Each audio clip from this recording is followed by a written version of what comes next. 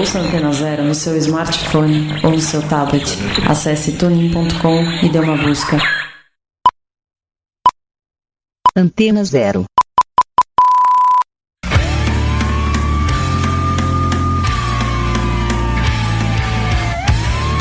A Rádio Antena Zero apresenta Desobediência Sonora.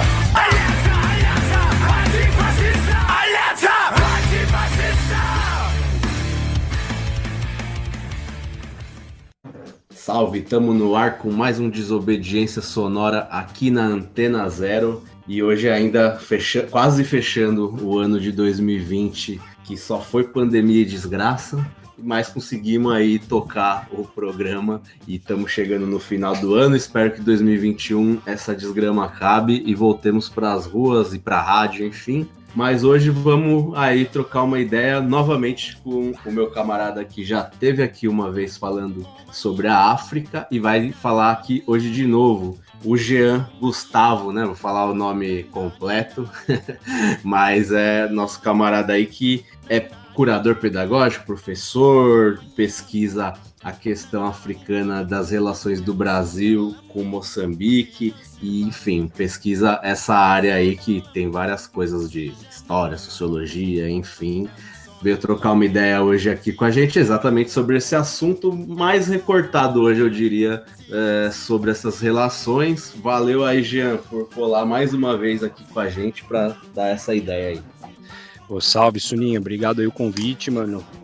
Sempre um prazer aí falar com você e tocar aí nesses temas, né? Uma grande temática, vamos dizer assim, que é algo que é muito importante aí, meio negligenciado aí ao longo da nossa história, né? A gente se aproximar aí de um entendimento um pouco maior, né? Sobre como é que a África se colocou aqui no Brasil, como é que o Brasil se coloca na África e como é que essas relações se dão. E por uma série de motivos, né? Que a gente vai abordando aí ao longo da conversa aí.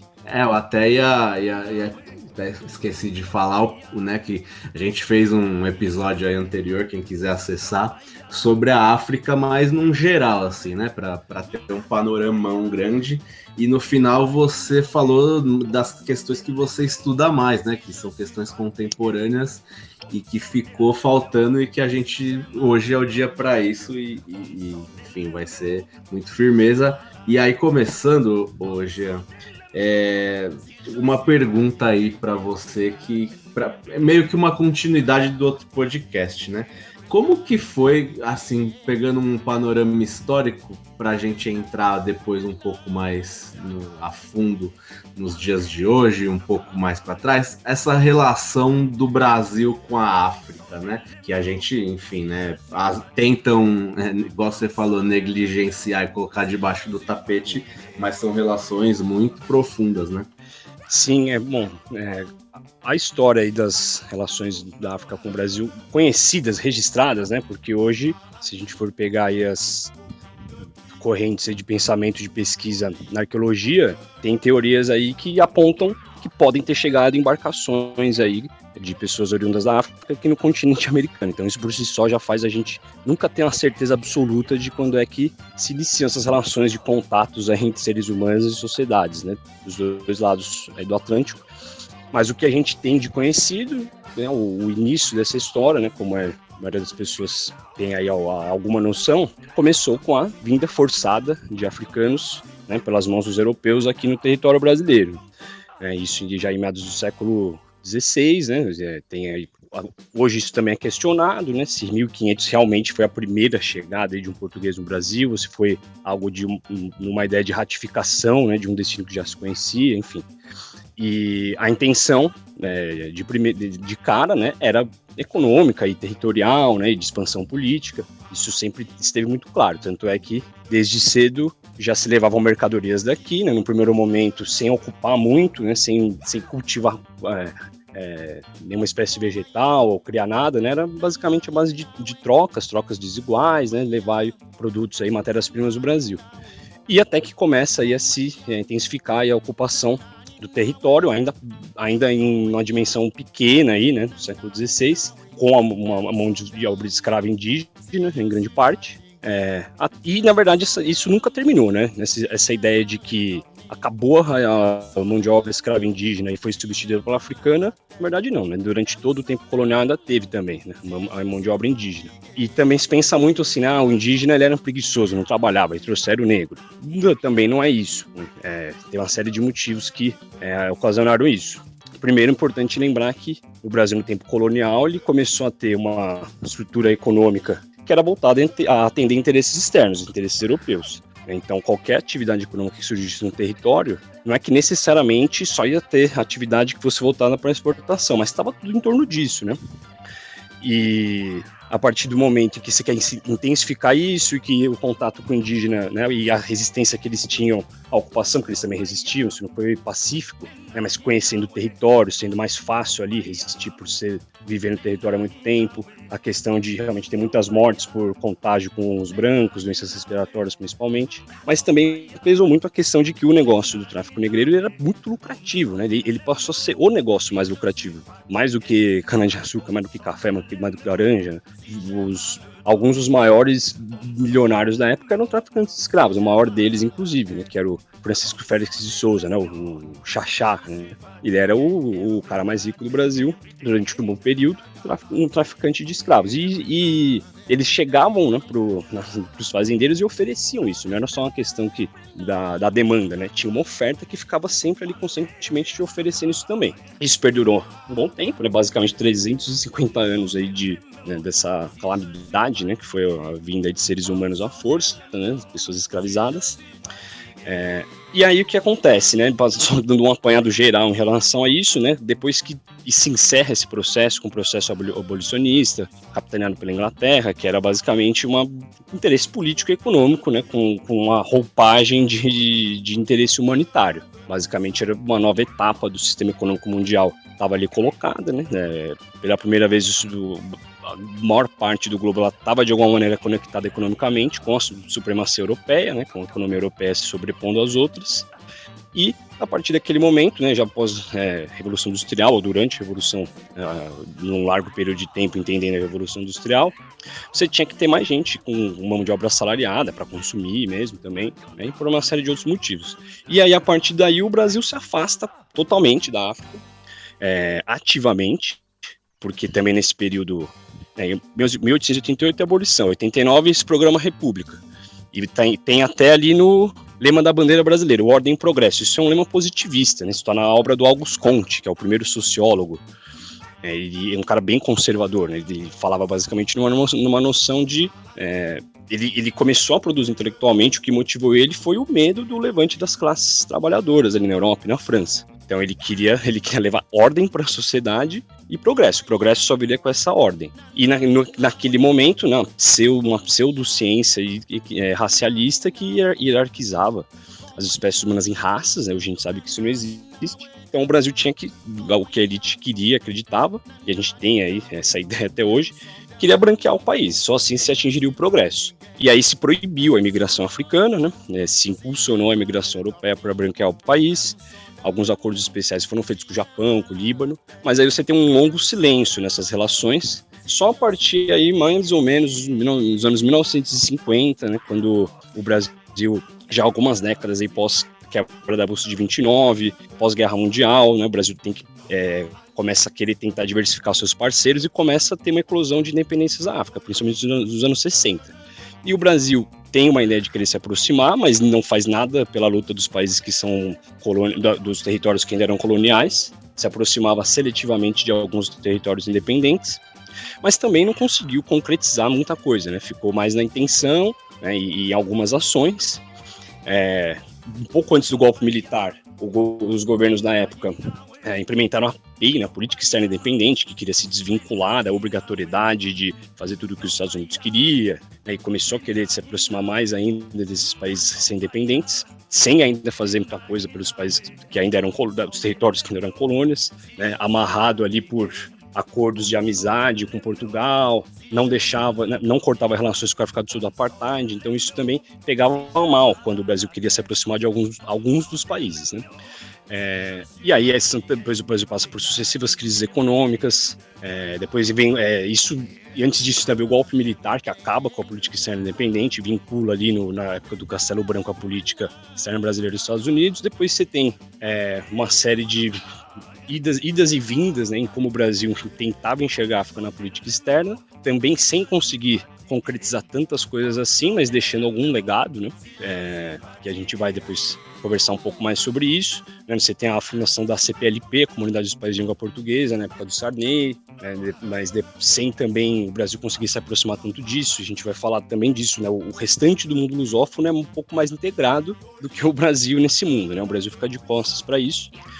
E, bom, para resumir aqui também, quando essa situação, né, de idas e vindas, de intenções de se aproximar no continente africano, sempre com o discurso da dívida histórica, da aproximação também cultural entre os povos, mas que na verdade tinha uma intenção mais clara de exportação de capital, né, e de ampliação dos laços políticos e econômicos, até que você tem aí no início do século XXI, você tem uma grande quebra de paradigmas aí na história da política externa brasileira, e isso também vai recair muito nas relações com a África. Certo, Gê. Bom, vamos ouvir um som aí, então. Aí a gente volta para continuar essa ideia, pra você tomar uma água aí. Boa. Então a gente volta já. Boa.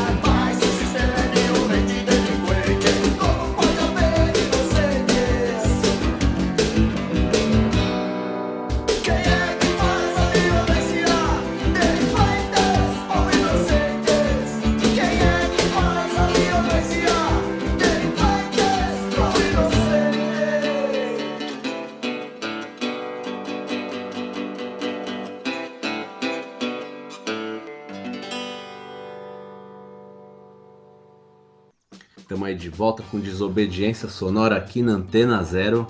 Hoje a gente está trocando uma ideia aqui com o Jean para falar das relações aí do Brasil com a África, né? E Jean, você fez um apanhadão histórico aí sobre vários períodos, né? E aí você terminou falando dessa questão que teve alguma aproximação, às vezes com essa ideia de relações culturais, de proximidade, enfim, que no fundo tinha uma questão econômica por trás, né? Até de exploração, vamos dizer assim, né?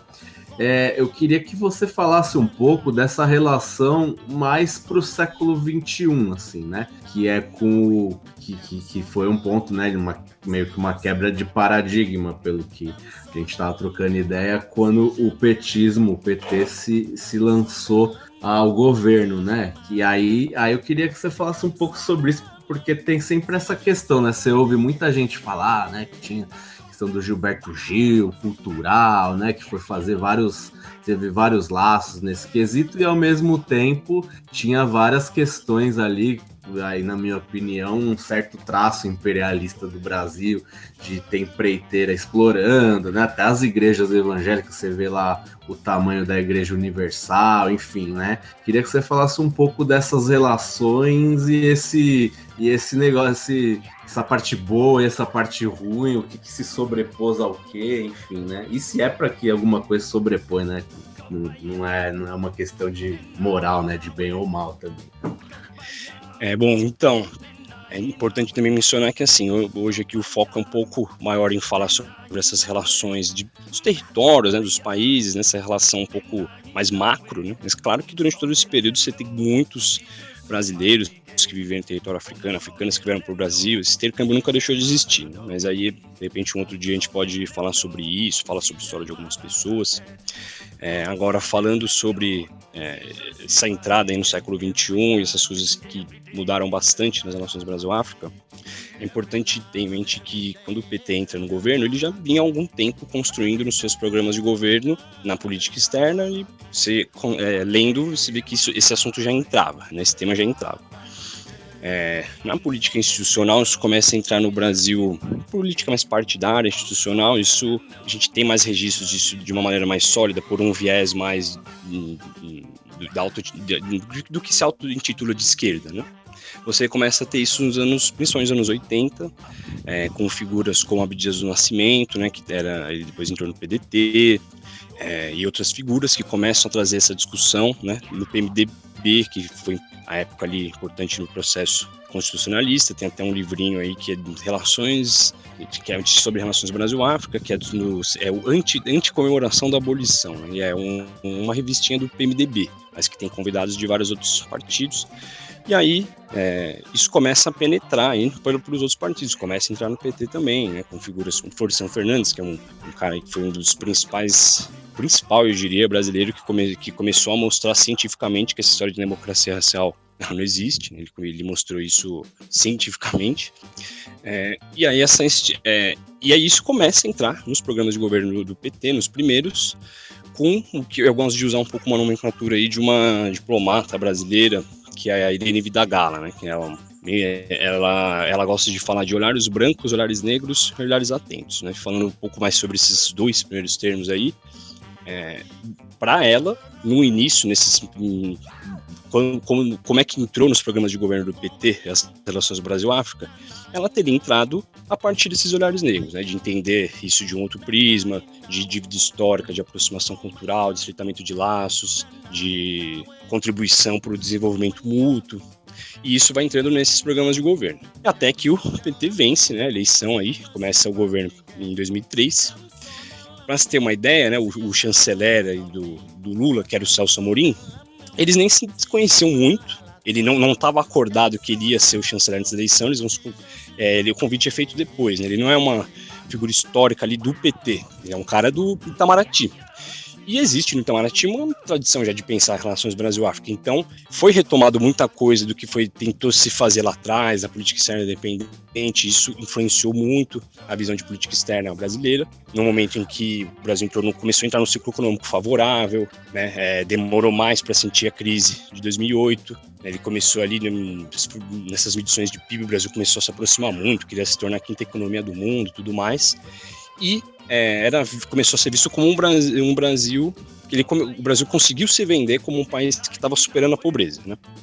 E no terceiro mundo, o Lula é muito conhecido. Antes de ser eleito presidente, ele já... acho que foi o Celso Amorim numa entrevista, o Marco Aurélio Garcia, não lembro agora, falou que ele já tinha visitado mais de 100 países antes de ser presidente, ele era visitado por muita gente. Né, do PT, acho que quem era mais conhecido provavelmente era ele e o Chico Mendes, né? Eram figuras muito conhecidas internacionalmente, claro, o Paulo Freire também e outros. Então já tem uma bagagem lá de trás, né? O PT já tinha relações, inclusive, com alguns partidos de Moçambique, por exemplo. Quando acaba a Guerra Civil lá e tem a primeira eleição aí depois da independência, a Frelimo, né, que é o partidão lá em Moçambique, eles elegem um presidente, eles já tinham a presidência e elegem ele na eleição, e teve uma ajuda, uma assessoria ali de uma consultoria vinculada ao PT e tal. Então essas relações já vêm de longa data. E aí E também isso deu uma maior facilidade, né, de entrada no Brasil nesses países, principalmente nos de língua portuguesa, que ainda a facilidade era maior ainda. E aí, segundo essa diplomata Irene Vidangala, com o tempo acaba os chamados olhares brancos, né, da política externa, que privilegiam mais as esferas econômicas, né, e políticas, essa história, né, da supremacia branca e querendo levar o desenvolvimento do próprio país. Isso acaba predominando, né, interesses do capital e tudo mais. Então, isso fez parte também foi impulsionado pelo PT, né? A Vale, por exemplo, que tem o maior investimento externo do Brasil na África, é da Vale, lá em Moçambique também. E teve um lobby do Lula, ele mesmo disse. Mas não começou ali também. A Vale faz prospecção lá desde os anos 80, né? Teve o FHC, deu vários passos. Eu tenho a Amanda Rossi, que tem um livro importantíssimo sobre relações Brasil-Moçambique. Ela quase ganhou, acho que ela ficou em segundo lugar, prêmio Jabuti de livro-reportagem. Para ela acha que, não tem si, né, em história, mas se o Serra é reeleito, ela acha que a Vale também ia conseguir esse negócio lá, por exemplo. Agora, você mudou bastante coisa, o Brasil começou a fazer, aumentou a sua presença em cooperação internacional, mas sem ter muita verba ainda e sendo muito amarrado pelo Congresso, porque tudo tem que ser votado em lei, né? A agência brasileira de cooperação, que é a ABC, eles não têm um orçamento próprio, tem que fazer lá meio que uma gambiarra. A Amanda explica isso no livro dela, ela faz uma gambiarra ali com organismos internacionais para conseguir aplicar dinheiro nesses programas de cooperação, que existiram também, e tinha o discurso aí do demand driven, né, que o Brasil falava, né, que o Brasil queria refazer as relações sul-sul, isso que estava no discurso, e que só ia fazer com o programa de cooperação com demanda local, com o país querendo. Na prática, você vê que também não foi bem isso. Vários programas já foram feitos e oferecidos, né? Não tinha para a Irene Vidangala, que é a diplomata que eu mencionei, para ela, essa história do demand driven, ela não existiu muito na prática, não. E aí você teve, e sempre com discursos de dívida histórica, aproximação cultural, teve a questão do perdão da dívida desses países, mas que também é uma iniciativa que ela é multilateral, na verdade, remete aí a existe o Clube de Paris, né, que é uma reunião aí dos países que tem dinheiro aí que deveria ser devolvido, só que aí também se tem uma intenção de aumentar, né, as relações econômicas mesmo com um país pobre, né, conseguir comercializar mais. E aí é identificado que se você tem uma dívida, por exemplo, aqui no Brasil, o BNDES, o Brasil não podem aprovar um investimento com um país que tem dívida com o Brasil. Então, o perdão das dívidas teve muito a ver com isso, na verdade. Alguns deles tinham sido, inclusive, costurados ali na época do FHC, né, e aí isso foi feito. Então, tinha uma questão também muito clara e econômica e financeira. Os próprios diplomatas do PT falam isso, né? Que ninguém faz também política externa como uma dádiva e sendo bonzinho, você tem interesses a serem cumpridos e tal. E com o tempo foi o que prevaleceu, né? Foi o que acabou prevalecendo. Depois, quando entrou o governo Dilma, essas relações deu uma esfriada, o investimento em cooperação diminui muito. O que o governo diz, assim, que assim, o Lula já fez muito, estabeleceu esses contatos, então a Dilma não precisou fazer tanta coisa. Mas eu lembro muito bem que uma vez eu fui lá numa entrevista que o Celso Amorim deu, fui lá num lugar, e a própria Amanda Rossi estava lá e perguntou para ele, Celso, depois que a Dilma entrou, tipo, esfriou as relações com o Brasil, por quê? Aí ele virou e falou assim, eu não vou, tipo, ele deu um sorriso e falou, não vou responder essa pergunta. Tipo, falou assim, mano, então, tipo, né, não só deve ter treta no rolê, como realmente esfriou, não foi só uma coisa que tinha uma coerência com o que vinha antes e tal, não, deu uma esfriada, né, o ciclo econômico começou a piorar também, só que o negócio da Vale já estava lá. Se você vai estudar a balança ali de comércio exterior, aumentou muito o comércio do Brasil com a África, mas aumentou com o mundo inteiro, e com a África aumentou mais ou menos a mesma proporção. Aí você pega um país como Moçambique, no governo Lula não aumentou muito o comércio, só que depois que termina, né, vai lá para 2016, 2017, começa a aumentar muito, porque aí a ferrovia da Vale fica pronta. Eles fazem assim, né, eles chegam, implementam a sua própria infraestrutura, o governo tem que forçar muito para, tipo, olha, vocês têm que fazer uma contrapartida aqui, deixar viajar passageiro, que não sei o quê, né, que é basicamente essa expansão de transnacionais, como de países do norte, né, chega, refaz as leis locais, né, então, aí os países vão e dão um subsídio e cobra menos imposto, flexibiliza a legislação trabalhista, ambiental, isso vai acontecendo, só não acontece tanto se você tem muita resistência ao local, e mesmo assim, é complicado, né.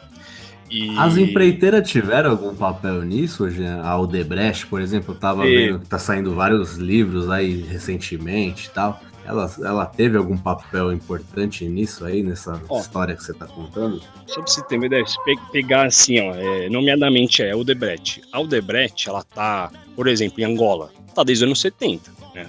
Lá, quando o Brasil vai se aproximar desses países, sobretudo dos lusófonos, que ficaram independentes mais tarde, né, porque Portugal queria ali anacronicamente refazer uma revolução industrial, né, começou a dourar de algodão em Moçambique para refazer o que a Inglaterra fez no século XVIII, enfim, não deu certo, né? Só que aí o Brasil chega lá e eles também não podiam muito abrir mão de apoio, né? Então, mesmo não confiando muito, beleza, eles que aceitavam. E Moçambique foi o único país que foi diferente em relação a isso, tanto é que quando fica independente, não é convidado nenhum brasileiro no governo. Eles chamam Luiz Carlos Prestes e Miguel Arraes, que eram 2 exilados, inclusive. Só que em Angola, essa aproximação ela foi bem aceita, né? Até porque tinham mais de um movimento pela independência, então eles tinham que barganhar muito mais apoios, né? E o Brasil é o primeiro país a reconhecer a independência de Angola. E a Odebrecht está lá desde então. E hoje é, inclusive, a maior empregadora lá. A Odebrecht Angola é a maior empresa privada do país, a maior empregadora, né? E você tem negócios pontuais de determinadas empreiteiras você tem uma ideia de outros ramos de negócio também, né? O Eduardo Cunha, ele começou a fazer, ser um cara importante, ser rico, basicamente, comercializando carne enlatada com Congo em guerra, nos anos 80. Então, assim, dentro desse silêncio, dentro dessa coisa que a África não existe aqui pra gente, mas tem os ratos se movimentando o tempo inteiro, no mundo inteiro, né? Isso acontece. E quando você tem essa aproximação mais pesada do Brasil no século XXI, sim, as empreiteiras também vão junto. Então, quem fez boa parte da infraestrutura ali da Vale é o Odebrecht, o OAS, tem outros negócios em outros lugares, e lá também tem Andrade Gutierrez, todas as principais também procuraram se expandir, né?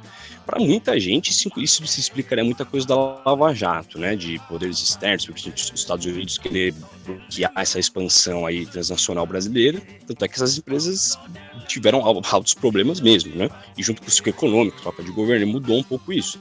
Mas essas empreiteiras foram para lá também, e assim como aqui, com licitação duvidosa e com bastante lobby do governo, né? Então, inclusive teve negócio lá, acho que não lembro agora de cabeça, mas acho que da Andrade Gutierrez, que eles tiveram que cortar. Do nada eles pararam, foram no meio da Lava Jato, numa hidrelétrica, em Moçambique. Eles pararam porque tava sujeira, era maior, inclusive era a maior doadora da campanha da Dilma, né? E começou a rolar umas paradas e tal. Cortaram, a Petrobras foi também. A Petrobras foi durante alguns anos, ela foi dona de metade da Açúcar Guarani, né, que é uma empresa açucareira, que, né, hoje em dia ela é de propriedade de uma transnacional francesa. Mas por que a Petrobras fez isso? Porque queria investir em etanol e biocombustível.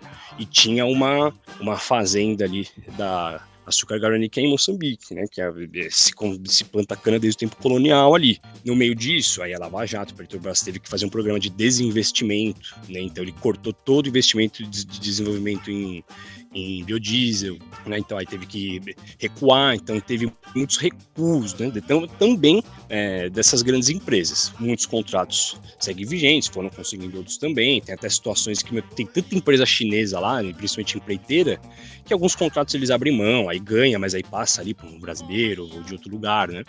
E importante falar também que, assim como ao longo de toda a história também no governo Lula, teve uma aproximação que também foi seletiva, né? Não foi o continente inteirão, mas mesmo assim, você tem relato de empresário que fala, se não fosse aquela viagem que o governo organizou, eu nunca ia ter conhecido o Chad, né? Então o Brasil, ele fez isso ativamente, ele juntava comitivas, né? O Lula foi muitas vezes para a África, dezenas de vezes, mais do que todos os outros presidentes juntos e várias vezes somadas, né? Então ele teve que construir algo que não existia, né? Hoje o Brasil é um dos países que tem mais embaixadas na África.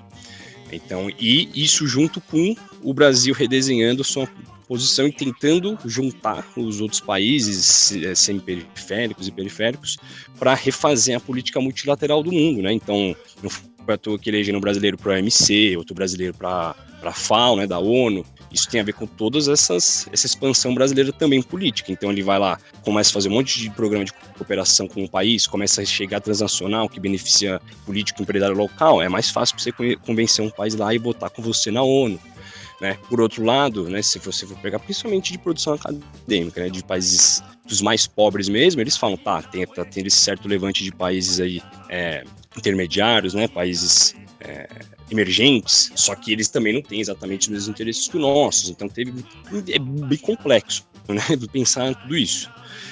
Agora, se fala muito dessa coisa do imperialismo, subimperialismo, né? Bom, eu fui procurar, né, dar uma pesquisada nisso, inclusive os próprios termos, né, para entender como me colocar nisso e tal. E especificamente subimperialismo é um termo que quem usou pela primeira vez foi o Rui Mauro Marini, né, que é um brasileiro aí bem conhecido, de uma das vertentes da teoria da dependência, que inclusive é até mais, eu diria até que mais conhecido em outros países aí, né, fora do Brasil, principalmente na América Latina, do que aqui, muita gente acha isso pelo menos. Aí ele usa isso, né, para falar do que o Brasil estava querendo virar, da política que o Brasil tinha com alguns países e tal.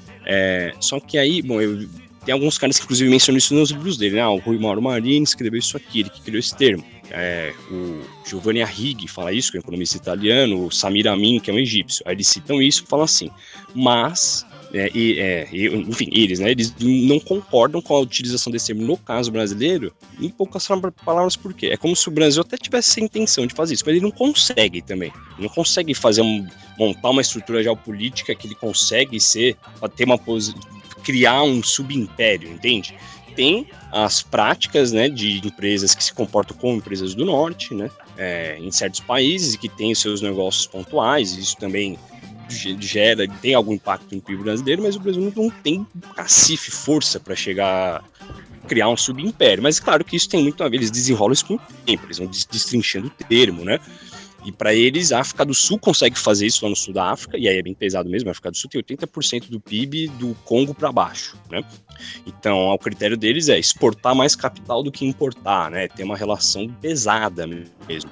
E eles acham que eles só usam isso para a África do Sul e talvez a União Soviética, né? Mas o que não quer dizer que o Brasil não tem essas práticas, que não tem, eu gosto de usar ali os termos o Boaventura de Souza Santos e a Maria Paula Menezes, né, que é um português, uma moçambicana, eles organizaram lá o Epistemologias do Sul. Eles falam em norte-sul geográficos e metafóricos, né? Como se todo lugar do mundo tivesse norte-sul, esse metafórico, né? Então você pega a empresa como a Vale, ela representa ali um norte metafórico, apesar de ser que o Brasil ela é transnacional hoje em dia também, né? Mas tem uma presença brasileira importante, o presidente brasileiro. Então ela é como se fosse um pedacinho de norte metafórico lá, mas não tem uma relação de tamanho vulto, né, para dizer que o Brasil como um todo consegue ter uma posição subimperial, mesmo aqui na América do Sul, na América Latina, enfim. Não deu certo, deu chabu. Mas vamos então ouvir mais um som e ir pro intervalo, e aí a gente volta para continuar trocando essa ideia.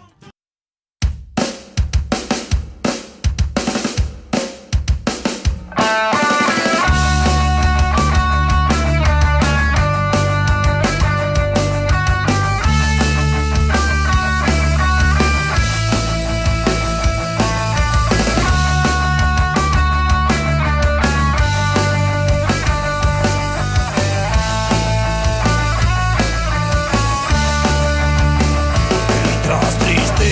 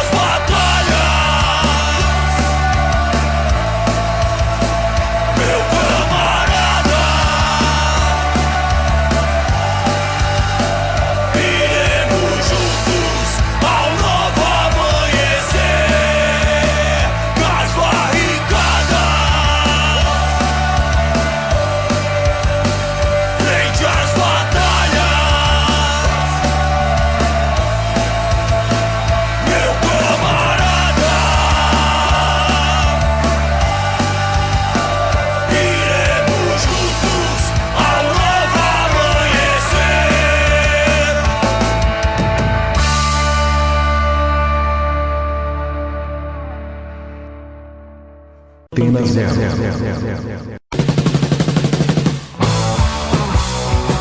A gente concorda que você não deve deixar o rock sair de você. Mas a gente acha que é preciso deixar o rock entrar também. Não basta apenas ouvir sempre as mesmas músicas daquelas mesmas bandas. É por isso que aqui a gente tem muito mais que 89 músicas na nossa programação. Aqui a gente toca rock de A a Z, porque nós somos uma rádio livre. Antena Zero, a rádio que não toca só o que você quer ouvir, mas o que você precisa escutar.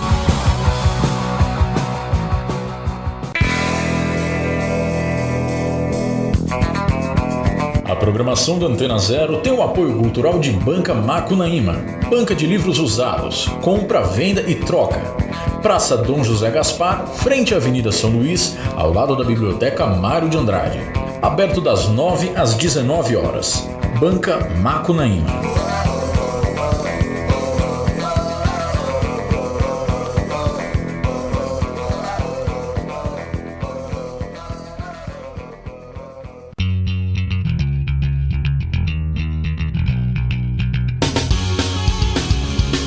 Seja qual for o seu som, o seu espaço é aqui. Estúdio Espaço Som. Rua Teodoro Sampaio, 512, Pinheiros, São Paulo. Fone 011-2364-8533.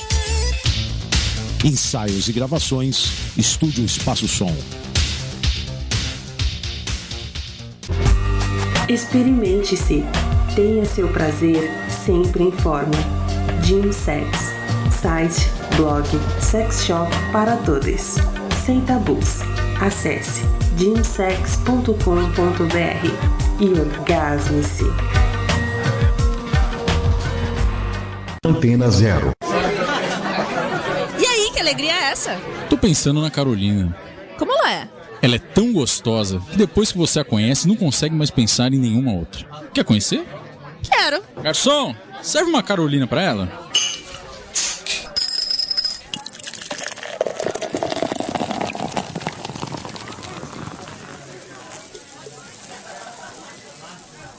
Cervejaria Artesanal Carolina. Siga no Instagram, @Cervejaria Carolina. Delivery pelo WhatsApp 982-068-061. Você curte um hambúrguer suculento, bem feito e sem frescura? Acompanhado de fritas bem crocantes e uma breja bem gelada? Gordinho Burger, desde 1979, bem gostosinho. Rua Dom José de Barros, 55 Centro, São Paulo. Arte, música, cinema, literatura, cotidiano, comportamento. Antenazero.com/AntenaPress. Opinião.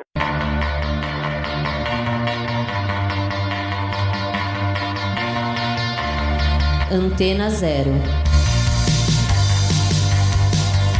Expressando liberdade com conteúdo de qualidade.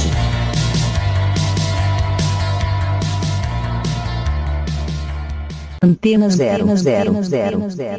Estamos aí de volta com Desobediência Sonora aqui na Antena Zero. Hoje eu estou trocando uma ideia com o Jean aqui, falando sobre as relações do Brasil com a África, principalmente no século XXI aí, né? Embora a gente tenha pego um panorama geral. Ô Jean, você falou bastante aí da questão econômica, política, né? Que é uma questão mais... questões mais de Estado, né? Vamos dizer assim. Agora eu queria trocar uma ideia com você, porque além disso teve esse... não sei se é uma impressão minha, talvez, porque eu vivi essa época, não vivi a outra, né? Mas eu tinha a impressão que teve um crescimento de relação cultural, né?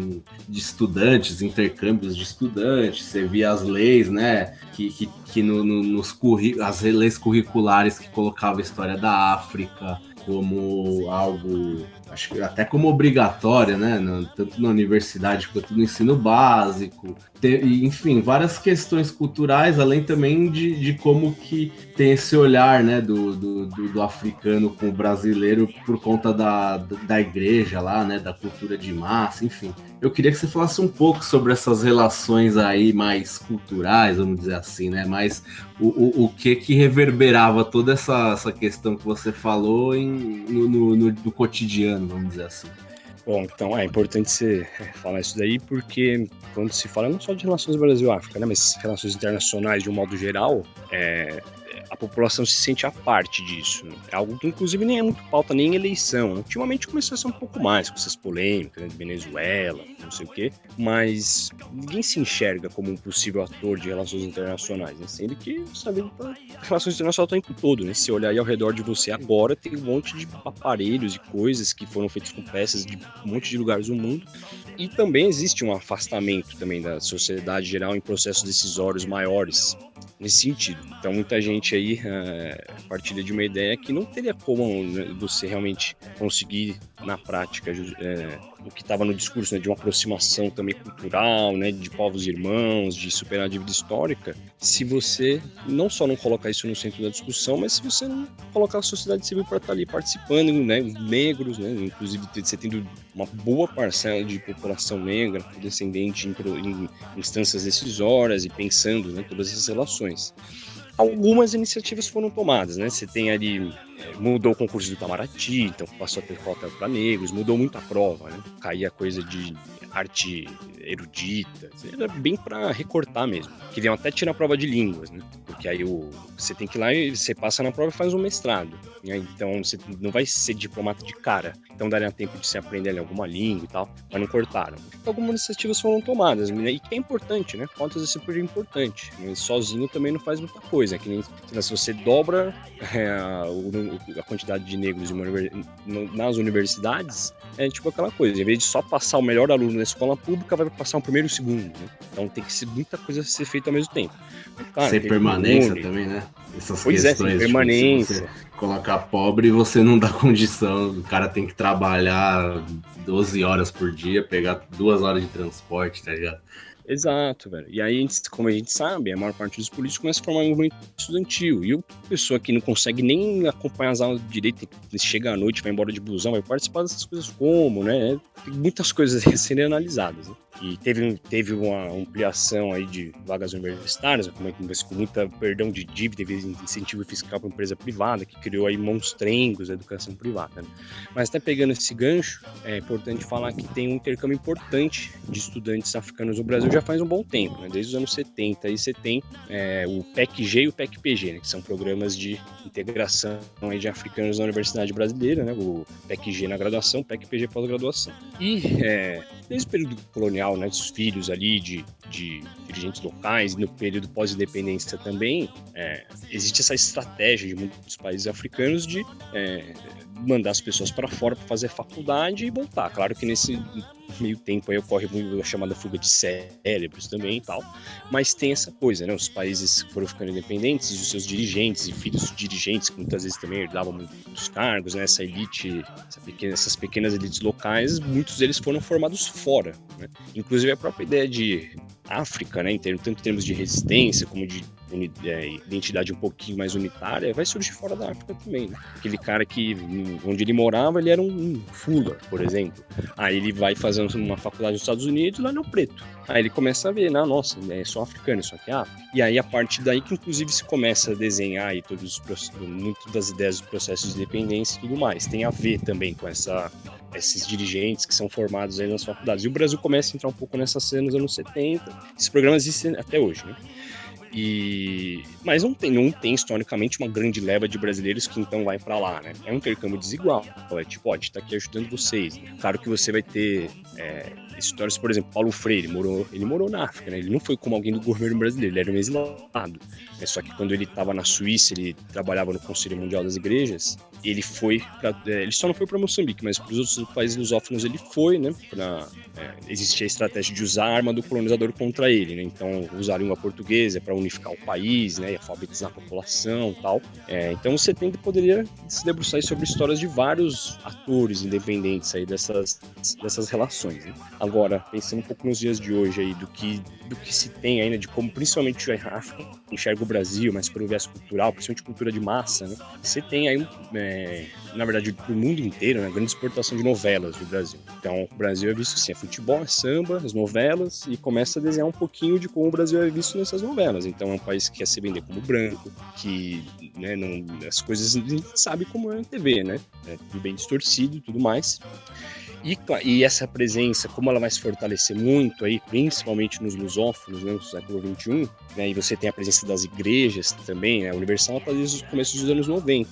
Na África, inclusive, não só nos países lusófonos, estão expandidos em vários países, mas particularmente em Luanda e em Maputo, nas capitais de Angola e Moçambique, você tem muitos milhares de fiéis que já estão lá há um tempo e também fizeram a estratégia que fizeram aqui, de comprar uma TV. Então a Record Moçambique, por exemplo, é o maior canal em audiência lá hoje em dia. Tem a Record Angola, tem a Record Cabo Verde. Eu não sei se tem ainda, mas eles tinham um canal em Uganda, mano. Tipo, em português, boa parte da programação em Uganda.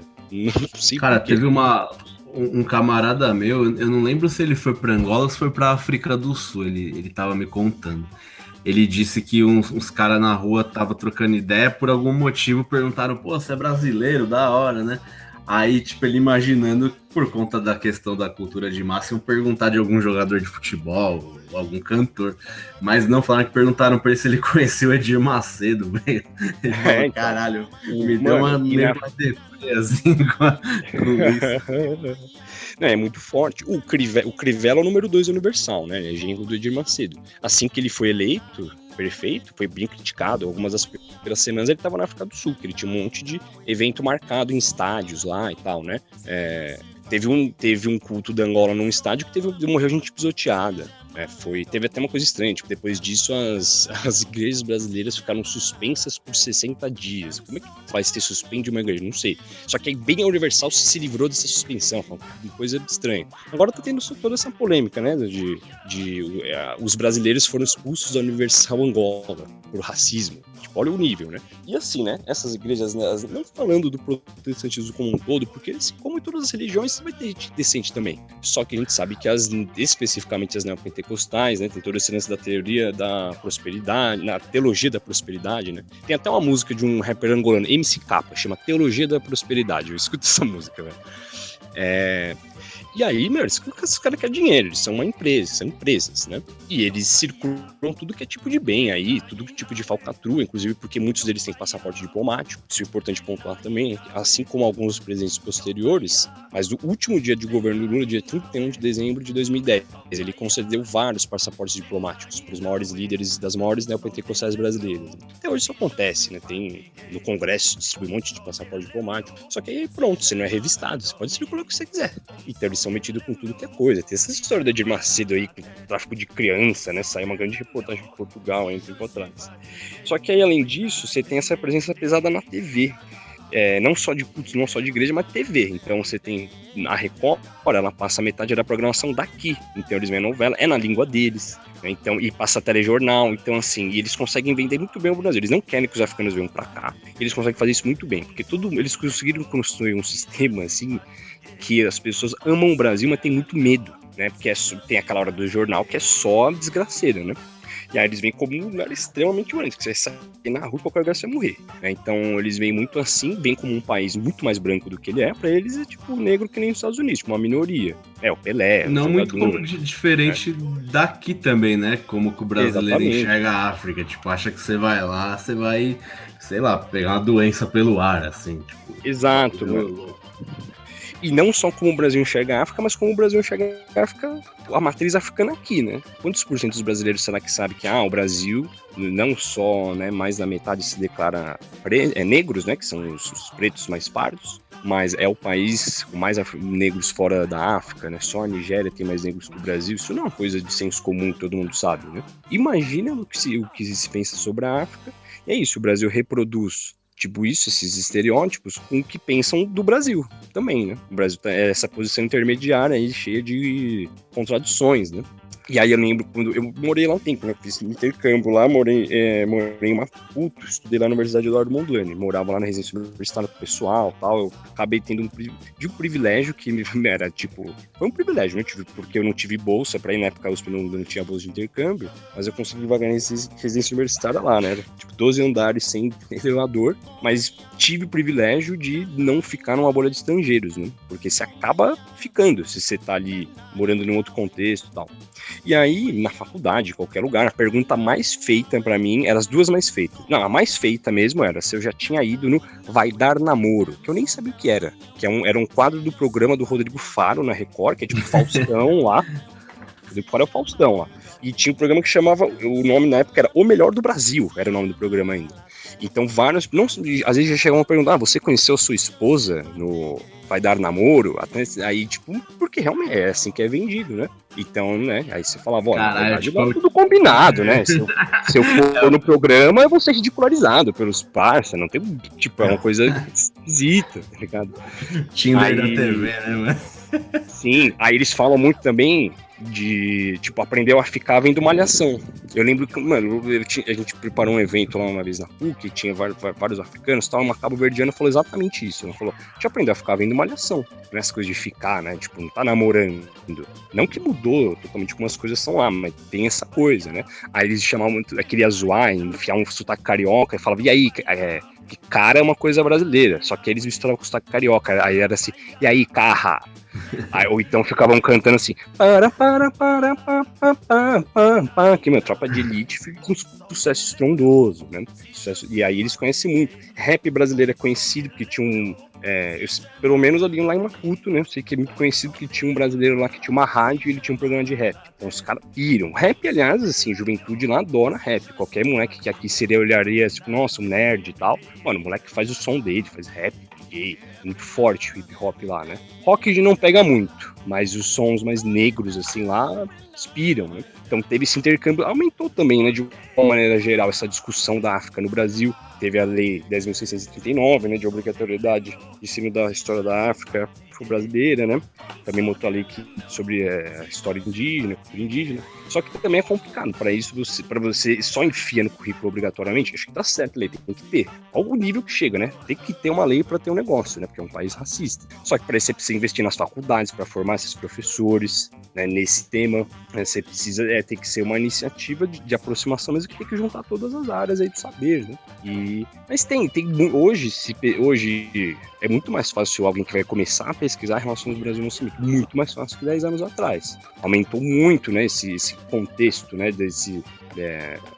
dessa abordagem, né, dessa temática estar mais em voga, né. Isso aumentou, mas eu acho que tem que ganhar um papel muito grande da sociedade que está procurando pegar para si também, né. E todo o movimento negro, própria do universo acadêmico, aumentou, né, tem aumentado. Isso realmente é inegável. Né? Mas é um trabalho de formiguinha, né? Que precisa aumentar mais, né? Certo. Bom, vamos ouvir então mais um som aí e aí a gente volta para continuar trocando a ideia.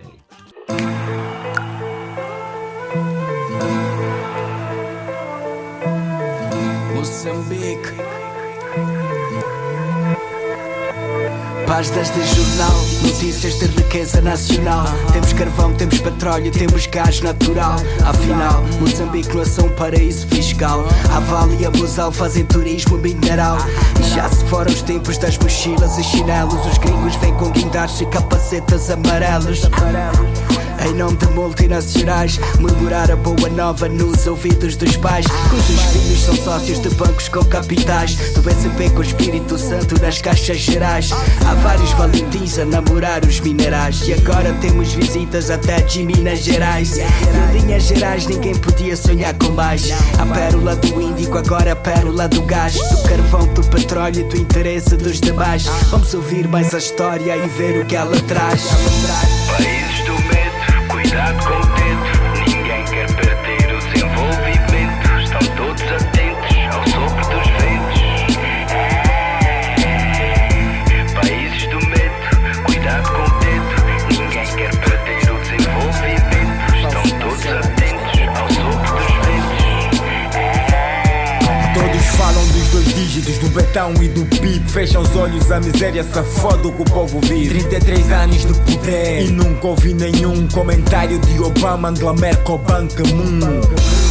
Este é o país do pai banana. Presidente é Deus, quem critica profana. Política é suja, tipo filme pornográfico. Líder ditador tem petróleo democrático. Cavaco sabe, mas finge que não vê os investimentos da Isabel com o Felipe da Tizé. O que é que o Aníbal vai vai fazer? Se a tuga tá na rocha e ele toma chá com Zé. Parece igreja, todos vêm achar as botas. São muitos paulos de joelho em nossas portas. E a cada passo há mais coelho do que cenoura. É enorme a corrida em busca de um visto pra Angola. Eleições não derrubam ditaduras. Não preciso o Eldorado, quero gerações futuras livres da corrupção destes gangsters verdadeiros. Falsos nacionalistas casam filhas com estrangeiros. Países do medo, cuidado com o dedo.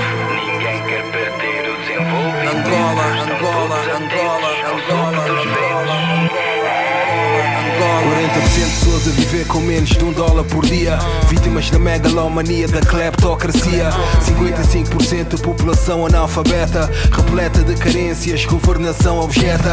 47 anos de esperança média de vida. Angola, nação perdida, estripadora e homicida. Zedu, sua filha Isabel e os seus generais cagam, compram Portugal, branqueiam capitais. Grandes acionistas na Galp, Zone, PCP, PPI, parcerias com a Sonai e a PT. Comprar o Correio da Manhã, Sol, Diário de Notícias, Sábado, TSF, Record, Jornal de Notícias.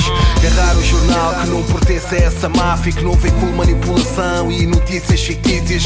Comprou Portugal com o dinheiro do povo angolano, saco cotidiano com o aval do governo lusitano. Portugal, lavandaria de dinheiro que não esconde o cheiro do imoralismo financeiro. Gangsters no privado e na administração pública. Isto é o tom da música desta era impúdica. Países do medo, ninguém quer perder o desenvolvimento. Azagaia, Valete e MCK. Nós colocamos a lusofonia no mapa geoestratégico do hip-hop. Considerem isso um golpe de estado ao mainstream.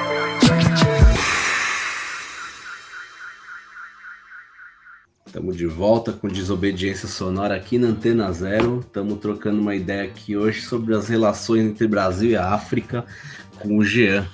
Jean, você falou aí no final que existe, né, que a sociedade de uma certa forma avançou para tomar essa discussão para si, né, dessa relação, e é um trabalho de formiguinha. Mas aí eu queria chegar na parte ruim, né? Não que as outras também não fossem, né? Certo? Vários aspectos ruins, né? Mas falar sobre as perspectivas futuras que a gente tem para essas relações, porque a impressão que a gente tem é que um trabalho de formiguinha que já não era suficiente, que já era incipiente, e veio o Bolsonaro e chutou o formigueiro inteiro, né? Então eu queria que você falasse um pouco sobre isso. Não, demorou. Então, apesar de estar aumentando, né, essa questão de ter um aumento da discussão, né, de relações Brasil-África, né, de entender aí a cultura, a história afro-brasileira, a presença e tudo mais, ao mesmo tempo, os processos decisórios mais amplos aí, a sociedade civil segue totalmente alheia, né? Então, se você não tem, no caso aí de Relações Brasil-África, uma postura muito ativa de aproximação, inclusive eles denominavam assim, né, o Celso Amorim, né, era política externa altiva e ativa, né, altiva no sentido de ser autônoma, né, e ter força para se fazer valer, e ativa de que realmente vai atrás de coisas que, se você deixar só rolando, né, não tem mão invisível nenhuma que vai fazer as coisas funcionar, né, para alguma mudança nesses paradigmas. E hoje, de novo, você tem a predominância aí dos chamados olhares brancos mais do que nunca, né.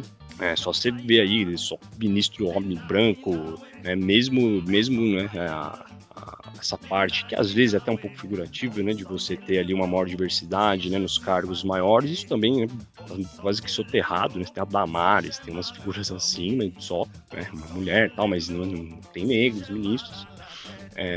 E também isso se junta muito com uma visão de política externa muito diferente. Então, assim, primeiro, o Brasil tem que estar longe da África mesmo, e porque também, assim como é comum em muitos países aí que não fazem parte do mundo desenvolvido, você tem uma elite local vendida, né, dos que estão no governo agora, que são funcionários dos Estados Unidos. Então, uma das intenções deles, declaradamente, é destruir o multilateralismo, né, e essas aproximações mais autônomas, né, eles apostam apenas em relações bilaterais e com os parceiros que eles querem. Claro que eles querem se aproximar de todo mundo economicamente, se der, mas mudou muito isso, né, e porque basicamente o multilateralismo é ruim para a maior potência que ainda é os Estados Unidos. né? Então isso vem sendo destruído, a relação do Brasil com a África foi acabando, né? E realmente, não vai acabando não, né?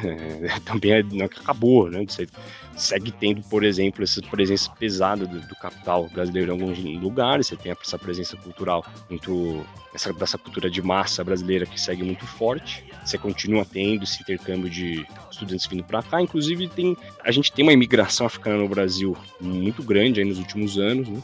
No Brasil, em São Paulo, inclusive, que é uma cidade, um estado que, né, sistematicamente assassina os seus negros e trouxe muitos europeus aqui para branquear a população e tudo mais. Quando você está em São Paulo e você é uma pessoa negra bem retinta, você já fica pensando que provavelmente ela é africana, né?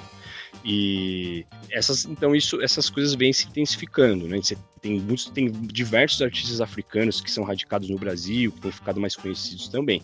Agora, essa relação mais macro aí do Brasil com a África, ela segue às escondidas, né? Com as negociatas que estão lá longe dos nossos olhos, né?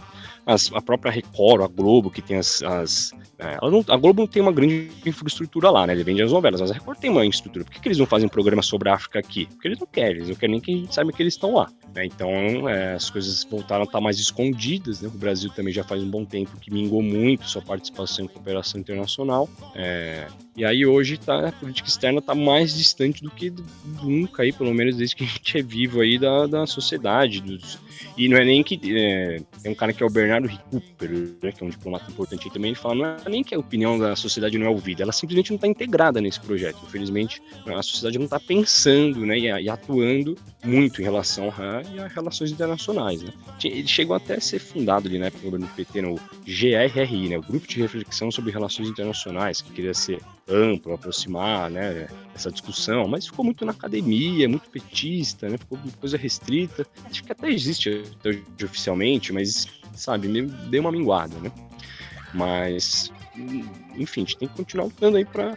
Entendi, essas coisas têm que estar conectadas, né? Não dá pra entender muito tanto sobre relações étnico-raciais pesadamente se a gente não entende essa esfera internacional também, e a gente acaba entendendo relações internacionais com um viés muito branco, né, também, se a gente não coloca no centro da discussão desse tema as relações étnico-raciais, né? Você não vai, por exemplo, se aproximar mesmo da África se o elemento negro não estiver envolvido de verdade, não for só o Gilberto Gil fazendo um show, né? Que foi, uma coisa histórica, é muito importante também, né? Ele fez show, né? Em Moçambique, ele fez show em 2007, né? Mas, enfim, né? Essas particularidades aí, né, sozinhas, elas também não movimentam muita coisa, né? Certo. Pô, muito da hora aí a gente conseguir trocar essa ideia aí nessa edição, cara, porque era uma coisa que ficou pendente. e sempre tem mais coisa para conversar, porque, né, o que tá acontecendo nas relações internacionais no Brasil, né, a nível de estatal, vamos dizer assim, é uma coisa que ninguém não dá nem para explicar a brisa, né? Honesto, né? E além disso também é importante mencionar algo que a gente até se conversa e tal, né? Esse desafio que é tipo falar África, o Brasil África, né? De não ficar essa coisa ampla, estereotipada. Mas se a gente entende que historicamente no Brasil isso foi colocado assim, né? A pessoa estava aqui no Brasil, ela era preta, ela era um escravo, um africano, né? Então existe historicamente essa generalização, né? E ao mesmo tempo você tem essa construção da ideia de África aí, que foi feita na diáspora, né? A gente que olha assim, você olhando para o mapa do mundo, a massa mais enorme, compacta de terra que tem no mundo é a África, né? Você não vê ninguém com uma camiseta com um mapa da Ásia, né? Da Europa, no máximo talvez a América Latina, né? Tem a questão de resistência e tal, mas tem, né, o Kabengele Munanga, que é um acadêmico congolês radicado no Brasil, extremamente importante. Ele diz, né, que tipo, se você vê uma pecinha de arte africana, que pode ser da Etiópia ou de Botsuana, segundo ele, que é um cara, eu não vou questionar que ele tem, né, mas segundo ele, tem um negocinho que você olha que você acha que é africano, né? Então é um desafio discutir tudo isso daí sem cair numa estereotipização, sei lá como é que fala aí. Certo. Bom, agradecer aí, Jean, mais uma vez aí ter colado e dado essa ideia aí pra gente. E aí deixar o espaço aí pra você divulgar as paradas aí, seus trampos, enfim, até quem quiser trocar ideia com você, enfim. Firmeza, mano. Então, eu tô na revista África Africanidades, é só procurar no Instagram, no Facebook, no YouTube, tem um monte de live lá. A gente vai fazer mais, inclusive, né? Tem entrevistas. né? Tô para fazer algumas aí que a gente já vai divulgar. Em janeiro a gente vai ter um seminário internacional aí online, né? Com vários países participantes. Lá eu tô no GT de Educação e GT de Relações Internacionais. Tá para sair uma coletânea nossa ali sobre educação para as relações étnico-raciais, né? Quem quiser e tiver curiosidade, se sai na pesquisa tal, de mestrado, se botar lá Jean Gustavo Oliveira de Moraes, teses, vocês caem ali na pesquisa. Tô querendo aí juntar uma turma para construir coletivamente uma disciplina de relações internacionais e étnico-raciais aí pro novo ensino médio. Então, quem quiser chegar junto, me dá um toque aí, vamos pensar, né? Já tenho uma ideia tenho muita coisa já desenhada na cabeça, mas construir coletivamente é sempre mais da hora. E é isso, mano. Então, vamos que vamos aí. E uma última coisa, né? Dentro até desse projeto que eu tô pensando, eu já tinha isso muito em mente, agora com a pandemia isso bizarramente ficou mais viável, né? Que é conectar, no caso do pensando em educação escolar, conectar salas de aula daqui, principalmente com países lusófonos, né? Porque fala a mesma língua, você consegue ter uma aula junto. Imagina, tem uma geografia, aí vamos estudar as monções asiáticas, mas tem estudantes do Brasil, Angola, Cabo Verde, meu sonho, velho. Então, mano, a gente precisa de parceiro aí pra isso. E é isso, mano. Demorou, mano. Da hora. Que é bom, quem quiser ouvir o Desobediência Sonora, a gente vai ao ar agora, na verdade, na Antena Rebel, né? Não é mais na Antena Zero. E aí a gente vai ao ar todas as quintas-feiras a partir das 9 da noite, com episódios inéditos. E quem quiser ouvir em outros lugares que não conseguiu ouvir no dia, é só entrar no Spotify, Deezer, enfim, todas as plataformas aí online, YouTube, a gente tá. Valeu, até a próxima.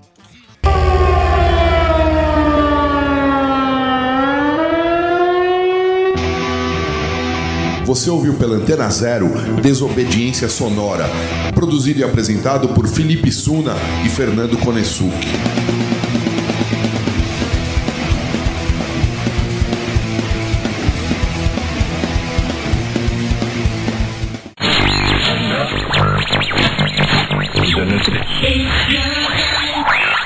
Você está na Antena Zero. Antena Zero. A rádio que não toca só o que você quer ouvir, mas o que você precisa escutar.